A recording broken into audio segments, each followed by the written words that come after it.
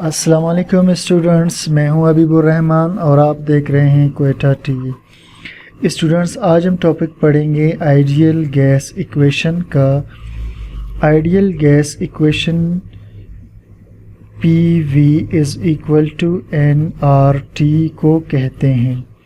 इस इक्वेशन को कहते हैं आइडियल गैस इक्वेशन। अब इस इक्वेशन को डिराइव कैसे करते हैं, आज हमने इसकी डेरिवेशन को पढ़ना है। ठीक, It is a relationship of pressure, volume, temperature and number of moles of a gas। ये ताल्लुक है चार चीज़ों का। कौन कौन सी चीज़ें हैं? प्रेशर है, volume, temperature, number of moles. ठीक है, जिसे हम यूँ भी लिखते हैं PV is equal to nRT, यानी pressure, volume, number of mole और टेम्परेचर का ताल्लुक डिस्कस किया जाता है इस गैस इक्वेशन में। और ये जो इसमें R है ये कांस्टेंट है, इस वजह से हम डिस्कस नहीं कर रहे। विदाउट एज्यूमिंग दैट, बग़ैर ये फ़र्ज़ किए, any of the parameter is constant, कि इनमें से कोई भी पैरामीटर कांस्टेंट है।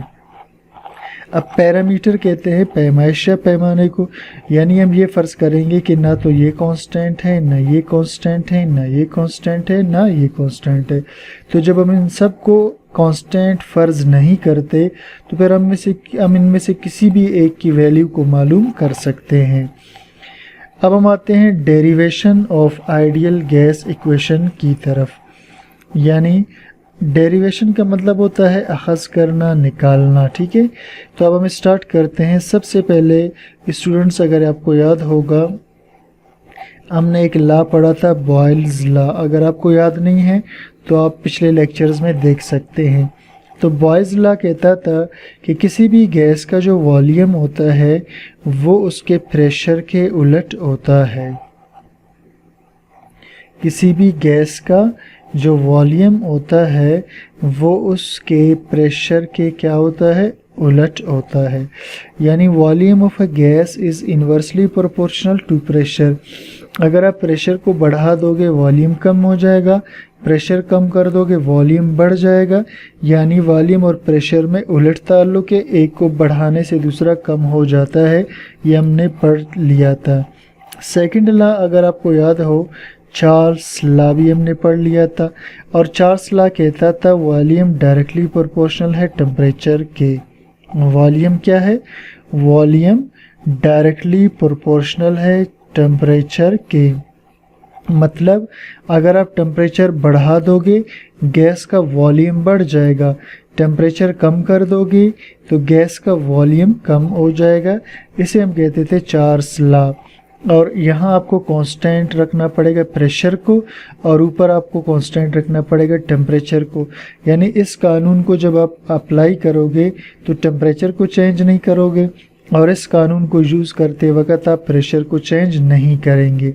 इसके बाद तीसरा हमने लास्ट लेक्चर डिस्कस किया था एवोगैड्रोस लॉ का। ठीक, और एवोगैड्रोस लॉ कहता था कि volume of a gas is directly proportional to number of molecules.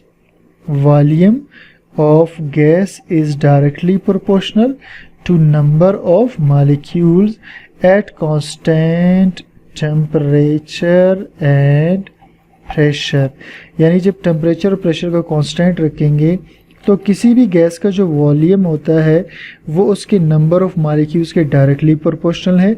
यानी अगर आप नंबर ऑफ मॉलिक्यूल्स बढ़ा दोगे तो वॉल्यूम बढ़ जाएगा, मॉलिक्यूल्स कम कर दोगे वॉल्यूम कम हो जाएगा।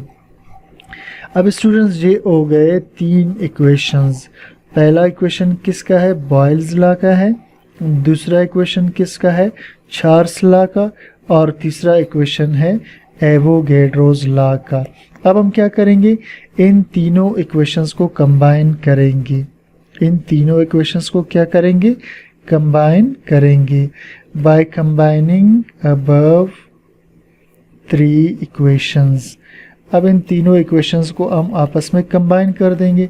अब इन तीनों में आपको नज़र आ रहा है, मैं चले इसको इस तरफ कंबाइन करता हूँ, यहाँ पर इस तरफ। ठीक, अब देखिए जी, यहाँ वॉल्यूम, यहाँ वॉल्यूम, यहाँ वॉल्यूम, तो इसको हम ले लेते हैं कॉमन। ठीक, इसके बाद ये प्रोपोर्शनल का निशान, प्रोपोर्शनल का निशान और प्रोपोर्शनल का निशान, इसे भी हम ले लेते हैं कॉमन।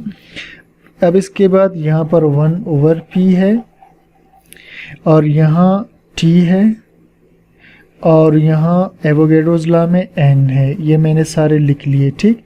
अब इसके बाद इस निशान को यूं ही छोड़ देंगे। अब देखिए वॉल्यूम और प्रोपोर्शनल का निशान, और इनको हम ABC की तरतीब में ले आते हैं, ठीक। ABC की तरतीब ये है कि अल्फ़ाबेटिकली तरतीब में होनी चाहिए। अब N और T में N पहले आता है तो N को पहले लिखेंगे और T को बाद में लिखेंगे और P नीचे आ जाएगा। अब 1 को नहीं लिखेंगे क्योंकि ये सिर्फ इस वजह से था कि बटे के ऊपर कुछ भी नहीं था। अब इस डिवीज़न के निशान के ऊपर N और T आ गए तो अब इस 1 को लिखने की ज़रूरत नहीं होती। अब स्टूडेंट्स, ये जो प्रोपोर्शनलिटी का निशान है ये मैं पहले भी आपको बता चुका हूँ। इसे जब भी हम ख़त्म करते हैं तो दो चीज़ें लगाते हैं, एक इक्वल का साइन और दूसरा हम कोई कांस्टेंट लगा लेते हैं। तो यहाँ हम इस प्रोपोर्शनलिटी के निशान को ख़त्म कर देंगे। अब देखिए मैं v को चेंज नहीं कर रहा, n, t और p को चेंज नहीं कर रहा, इसे भी चेंज नहीं किया, इसे भी। इस निशान को ख़त्म करेंगे बराबर और इसकी जगह कांस्टेंट r लगा देंगे, ठीक। अब r यहाँ पर क्या चीज़ है, कांस्टेंट है। अब मैं आपको थोड़ा सा बता दूँ, n यहाँ नंबर ऑफ मोल्स को शो करता है और t यहाँ टेम्परेचर को शो करता है। मैं पूरा टेम्परेचर नहीं लिख रहा, इसमें टाइम लग जाता है। और P यहाँ प्रेशर को शो करता है, ठीक। और R क्या है, इसे हम कहते हैं जनरल गैस कांस्टेंट। क्या कहते हैं इसे, या हम इसे कहते हैं आइडियल गैस कांस्टेंट, ठीक। और V तो आप जानते हैं ये वॉल्यूम को शो करता है, ठीक। तो ये सारे वैल्यूज़ यहाँ पर आ गए। अब इसके बाद हम क्या करते हैं कि इस P को इक्वल के निशान से दूसरी तरफ ले जाएंगे तो ये P इधर आकर इस V के साथ मल्टीप्लाई हो जाएगा। तो PV is equal to N को पहले लिखेंगे, फिर R को, फिर T को, यानी अल्फ़ाबेटिकली। तो ये जाएगा PV is equal to NRT। और ये जो इक्वेशन हमारे पास आया है, इस इक्वेशन को हम कहते हैं जनरल गैस इक्वेशन, या इसे हम कहते हैं आइडियल गैस इक्वेशन, ठीक है स्टूडेंट्स। यहाँ तक क्लियर हो गया, ये हमने इसको डिराइव कर लिया। अगर आपको इसकी डेरिवेशन में मसला हो तो आप वीडियो को रिपीट करके 1-2 मरतबा देखेंगे तो आपको बिल्कुल क्लियर हो जाएगा। तो इसके बाद हम लिखते हैं कि इक्वेशन 1 जो हमारे पास आया है, मैं ज़रा पेन का कलर चेंज कर दूं। तो ये जो इक्वेशन 1 है, equation 1 is called ideal gas equation. इसे हम क्या कहते हैं, आइडियल गैस इक्वेशन। और इसे हम जनरल गैस इक्वेशन भी कहते हैं, आइडियल गैस इक्वेशन भी कहते हैं और जनरल गैस इक्वेशन भी कहते हैं, ठीक। और इसके अलावा इसे हम परफेक्ट गैस लॉ भी कहते हैं। इसका एक और नाम भी है जिसे हम कहते हैं परफेक्ट गैस लॉ, ठीक हो गया जी, यहाँ तक क्लियर हो गया आपको। अब ये जो इक्वेशन हमारे पास आया है PV is equal to NRT, इस इक्वेशन में से स्टूडेंट्स हम किसी भी चीज़ की वैल्यू निकाल सकते हैं। अब मतलब क्या हुआ, किसी भी चीज़ की वैल्यू निकाल सकते हैं। अब देखिए मैं इस इक्वेशन को यहाँ लिख लेता हूँ, PV is equal to NRT।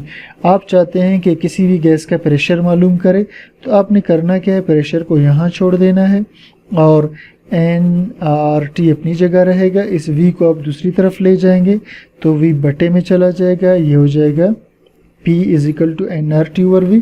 अब इन सब की वैल्यूज़ जब आप पुट कर दोगे, इन सब की वैल्यू लगाकर जब आप हल कर दोगे तो आपको प्रेशर का पता चल जाएगा। बिल्कुल इसी तरह आप चाहते हैं अगर किसी गैस की वॉल्यूम को मालूम करना तो P को आप दूसरी तरफ ले जाएंगे, V यहीं रहेगा, NRT अपनी जगह रहेंगे और P दूसरी तरफ बटे में चला जाएगा। अब इस इक्वेशन में अगर आप इन सब की वैल्यू लगाकर हल कर दो तो आपको वॉल्यूम का वैल्यू पता चल जाएगा। बिल्कुल इसी तरह अगर आप चाहते हैं कि नंबर ऑफ़ मोल्स मालूम करें तो आप P और V को इधर ही छोड़ दें और N को भी इधर ही छोड़ दें, RT को दूसरी तरफ ले जाएं तो RT इधर आकर बटे में चले जाएंगे। अब ये जो आपके पास आया है इसमें PV ओवर RT की वैल्यू जब आप लगा दोगे तो आपको नंबर ऑफ मॉलिक्यूल्स का पता चल जाएगा।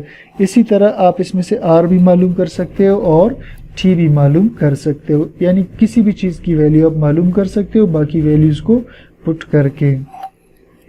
अब स्टूडेंट्स ये जो हमारे पास इक्वेशन है आइडियल गैस इक्वेशन, या जिसे हमने कहा था जनरल गैस इक्वेशन, ठीक है, आइडियल और जनरल गैस इक्वेशन जो अभी हम पढ़ रहे थे PV = nRT। अगर इसे हम इस तरह भी लिख सकते हैं, ideal gas equation can be written for 1 mole of gas. अगर 1 मोल गैस था तो उसके लिए हम इसे PV = nRT लिखने के बजाय, अब चूँकि नंबर ऑफ मोल 1 है यानी n की जगह 1 आ जाएगा, तो 1 को लिखे या ना लिखे वो तो फ़र्क नहीं पड़ता, तो फिर ये इक्वेशन हो जाएगा PV = RT। इक्वेशन क्या हो जाएगा? PV = RT। अब स्टूडेंट्स अगर हम इस इक्वेशन में P और V को इसी की जगह छोड़ दें, R को भी छोड़ दें और T को दूसरी तरफ ले जाएं, तो ये हो जाएगा R = ठीक है PV/T। PV/T = R, यानी प्रेशर, वॉल्यूम और टेम्परेचर इनका रेशो हमेशा कांस्टेंट रहता है, ठीक है। तो अगर हमारे पास एक इक्वेशन होगा, एक गैस होगा, तो हम इसे लिख सकते हैं P1V1/T1 = R, और अगर दूसरा गैस होगा तो हम इसे लिखेंगे P2V2/T2 = R। तो हम दो गैसों के लिए इस तरह से इसको लिख सकते हैं इस इक्वेशन को, या यूँ कह सकते हैं कि initial pressure, initial volume, initial temperature के लिए ये, और फिर final pressure, final volume, final temperature के लिए हम इस इक्वेशन को इस तरह से भी लिख सकते हैं। और इन दोनों इक्वेशन को हम कंबाइन करके भी लिख सकते हैं, यानी P1V1/R1 = P2V2/R2। इस तरह हम स्टूडेंट्स को लिख सकते हैं, ठीक। तो ये भी आइडियल गैस इक्वेशन है, और ये जो हमने स्टार्ट में लिखा था ये PV = nRT, ये भी आइडियल गैस इक्वेशन की फॉर्म है। और P1V1/R1, R1 नहीं, मुझसे गलती हो गई, T1 और T2, तो P1V1/T1 = P2V2/T2, ये भी जनरल गैस इक्वेशन है। अब स्टूडेंट्स इसमें आपने एक चीज़ नोट करना है, आप जब भी जनरल गैस इक्वेशन को हल कर रहे हों तो इसमें जो प्रेशर का यूनिट है उसे आप हमेशा एटमॉस्फेयर में लेंगे, प्रेशर के यूनिट को हमेशा एटमॉस्फेयर में, और वॉल्यूम के यूनिट को आप हमेशा या तो लीटर्स में लेंगे, या किस में लेंगे, लीटर में, या फिर आप इसे लेंगे डेसीमीटर क्यूब के अंदर। और जो n है यानी नंबर ऑफ मोल्स है, ठीक है, इसकी यूनिट हमेशा मोल में होगा, और लास्ट जो टेम्परेचर है इसका यूनिट हमेशा होगा केल्विन में। यूनिट्स का आपने ख्याल रखना है कि प्रेशर के यूनिट को आप एटमॉस्फेयर में लोगे, वॉल्यूम की यूनिट को आप लीटर या डेसीमीटर क्यूब में, नंबर ऑफ मोल को आप लोगे मोल में, और टेम्परेचर के यूनिट को आप लोगे केल्विन में। ठीक है स्टूडेंट्स।